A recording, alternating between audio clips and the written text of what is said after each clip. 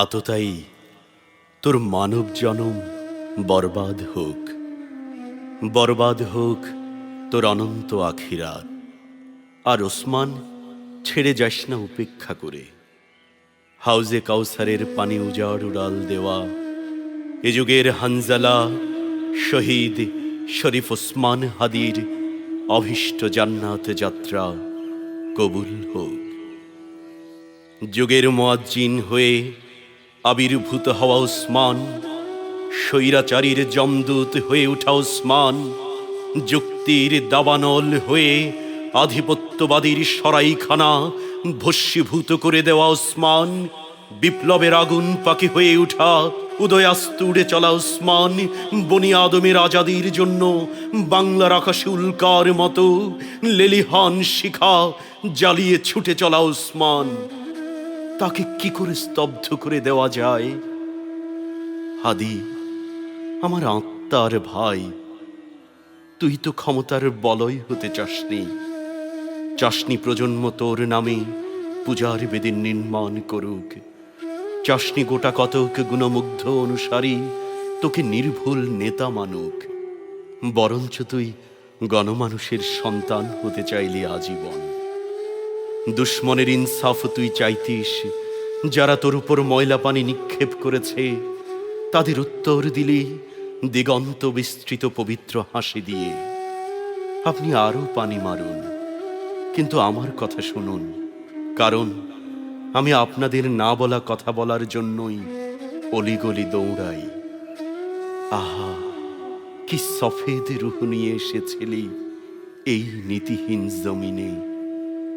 তুই তো বুলেটের জবাব গোলাপ দিয়ে শোধ করা সন্তান। জামানার শহীদ তুই, কে বলে তুই মৃত।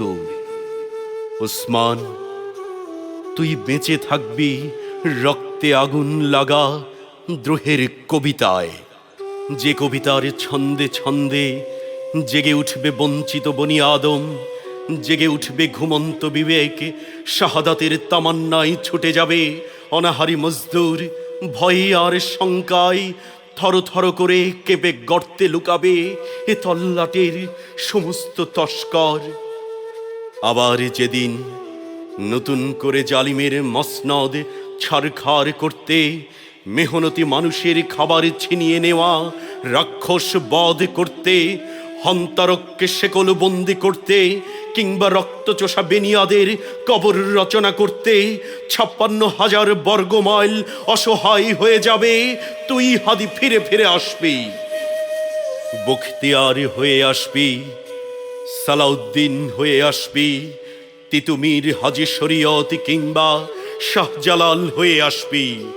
তখনও বজ্রনিনাদ হয়ে গেয়ে উঠবি, আমি ঝঞ্ঝা, আমি ঘূর্ণি, আমি পথ সম্মুখে যাহা পাই চূর্ণি, আমি নৃত্য পাগলে ছন্দ, আমি আপনার তালে নেচে যাই, আমি মুক্ত জীবনানন্দ।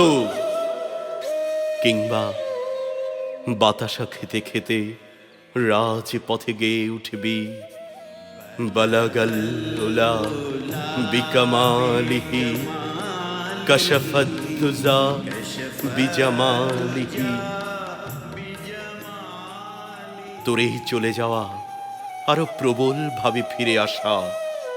আজ দেখ মিনারে মিম্বরে ধ্বনি প্রতিধ্বনিত হয়ে আসছে আজিমের দিকে উড়ে যাচ্ছে একটি নাম, শরীফ ওসমান হাদি। এই জনপদের, এই পদ্মা মেঘনা যমুনার তীরে লেখা সবচেয়ে জীবন্ত মহাকাব্যের নাম, শরীফ ওসমান হাদি, শরীফ ওসমান হাদি।